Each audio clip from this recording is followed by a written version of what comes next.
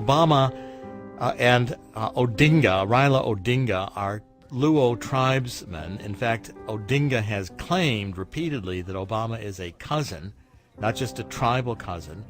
Odinga, his father, was a communist. Odinga himself was educated in East Germany, named one of his children Fidel.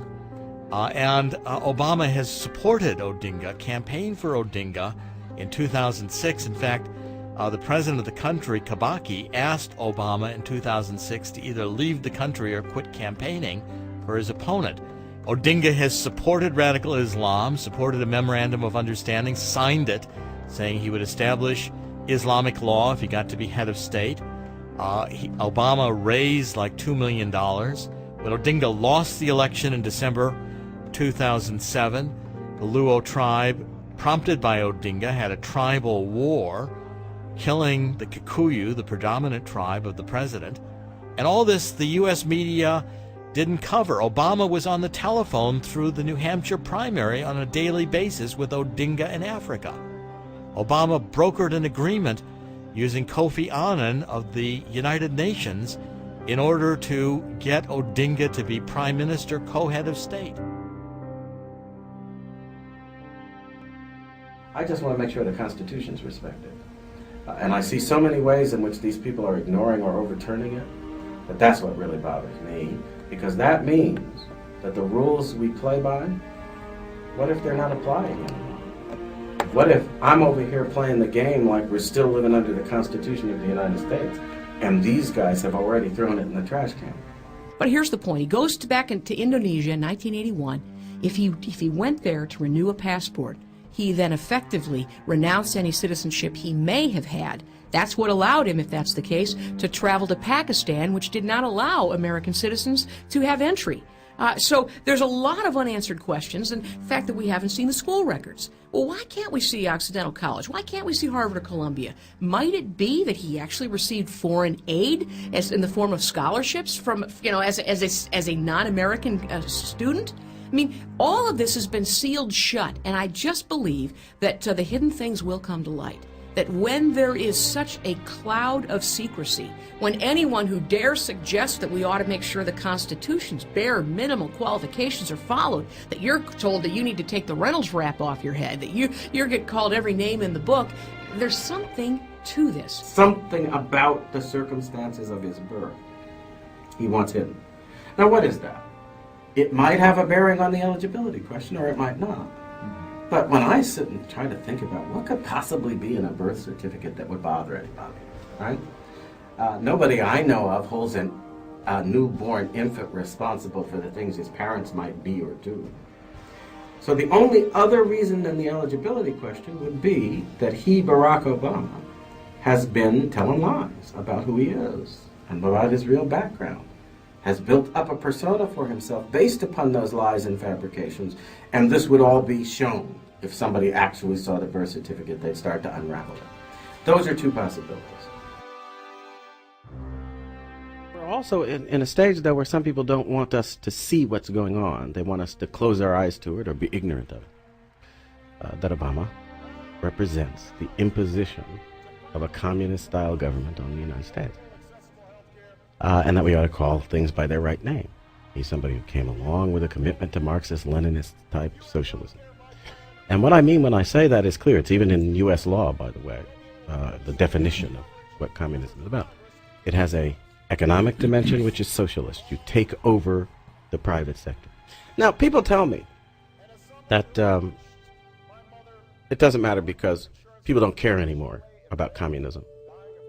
And I think to myself, no, people wouldn't have, they reacted like scalded cats, the usual propagandists of the left and others, and tried to portray me as some kind of fringe kook and all this because I call them anti-communist. They reacted this way because they know good and well that many, many, many of the people, even amongst those who went to the polls and voted for this guy, they didn't vote for communism. If he had gotten up at the Democrat National Convention and given a speech in which he advocated the establishment of an American KGB, that is, a domestic security force as large and well-funded as the military. We cannot continue to rely only on our military in order to achieve the national security objectives that we've set. We've got to have a civilian national security force that's just as powerful, just as strong, just as well-funded. If he had gotten up and advocated government control of every aspect of our economic life so that the politicians will hire and fire. A stunner from Detroit. General Motors boss Rick Wagner is quitting at White House request. This is not meant as a condemnation of Mr. Wagner, who's devoted his life to this company and has had a distinguished career. Senator Robert Byrd, is a Democratic U.S. Senator, he wrote on February 23rd a letter to the president complaining essentially of a power grab. He's complaining that by naming health czars or urban affairs policy experts or energy experts at the White House, that what he was trying to do is grab power from the U.S. Senate. Will control salaries, will dictate the terms of labor and the products. If he had advocated this, That if tax dollars are being put on the line, they are being invested in a real fix that will make Chrysler more competitive. And that is why, as part of this agreement, we will be providing additional capital to GMAC to help unlock our frozen credit markets. And tomorrow, the Small Business Administration will be announcing it is expanding eligibility for some loans to include more suppliers and dealers, including RV dealers. if he had advocated policies that represented the total surrender of our national security, an appeasement of the terrorists in the world, where we declared the war against terror to be over. My administration is now committed to diplomacy that addresses the full range of issues before us and to pursuing constructive ties among the United States, Iran, and the international community. While they continue to make war against us in Iran and Al-Qaeda and Hezbollah and all of these places. چی تغییر کرده؟ دشمنی شما با ملت ایران تغییر کرده، کو علامتش؟ دارایی‌های ملت ایران را آزاد کردید،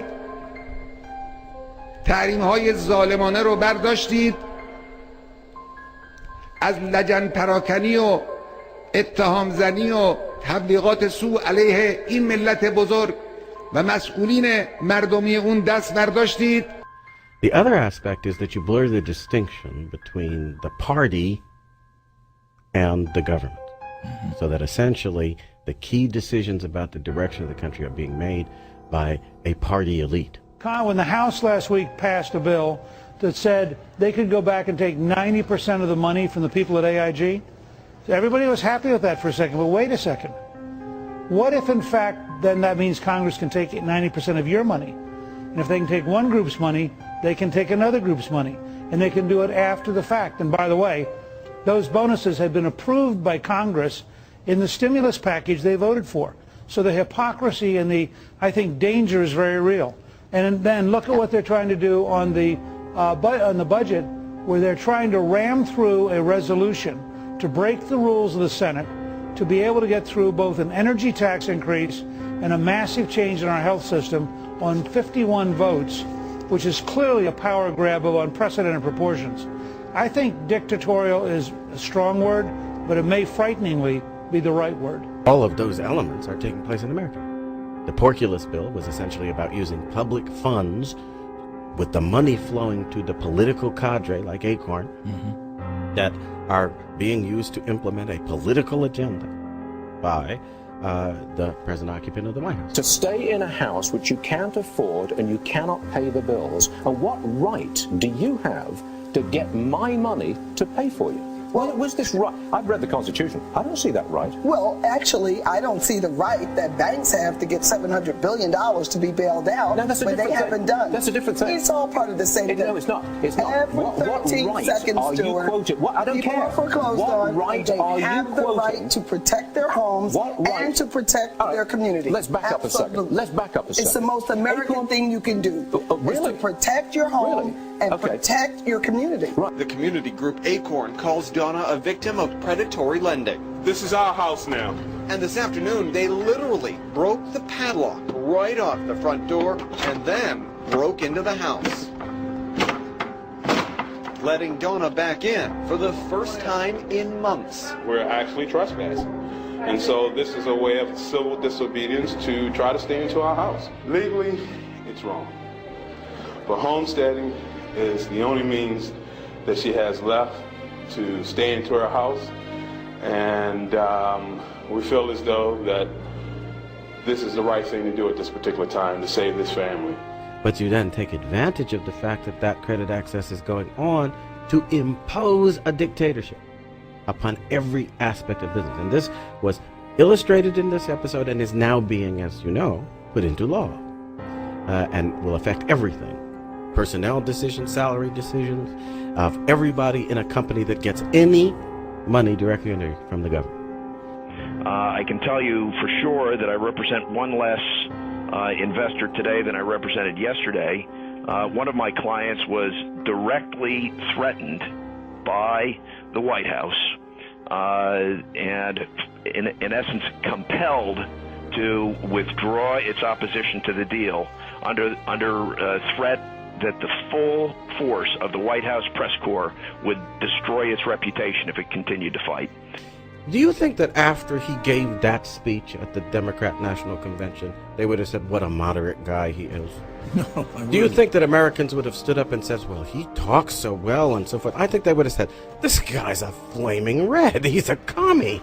He represents everything we fought against for decades. Our people died. Our treasure was expended to stop this form of government from taking over in other countries, and we're going to surrender to it here? No, wouldn't have happened, G. U.S. Rep. Bill Posey of Florida proposed a bill, H.R. 1503, requiring future presidential candidates to produce a birth certificate, together with other documentation establishing their qualification for eligibility to the office of president under the Constitution. This bill has also been co-signed by 4 other congressmen, Representatives Bob Goodlatte, John R. Carter, John Culberson, Randy Neusbauer,